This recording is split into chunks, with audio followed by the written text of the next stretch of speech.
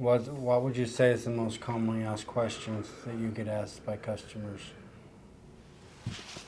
So, I have a couple of commonly asked questions. Of course, one is how much time. That always comes up. It's most of the time it's not even about the repair.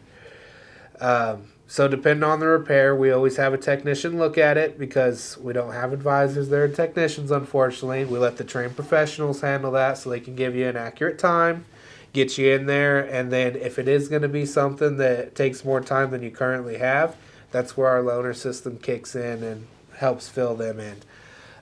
The other question is sometimes I get asked, well, what else is going to break or what else is needed when we go through that? That's a great question because there are certain items that we should handle, like on a cooling system service, if we have a water pump that's leaking, right?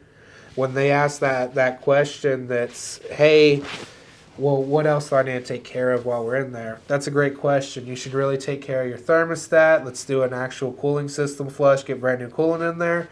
And while we're in there, if they haven't been changed yet, let's go ahead and change those hoses. That way you have no more cooling system problems, right? So then not only is the problem that they came in for handled, but problems down the road that could occur are also handled.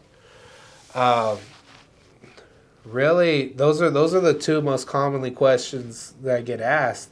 Other than that, it's I get one more that's, well, should you do these fluid flushes or like the transmission services, power steering services?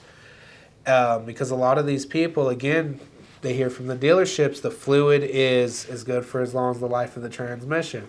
Well, who's going to tell you how much that is? Fluid maybe gets burnt up and not lubricated as properly around 80, 90K. The transmission service is super important on that, especially on your Chevy models, like your GMC, Chevy, Pontiac, Buick, all of those. They just have, it seems, some weaker gears in the transmission about that third gear mark.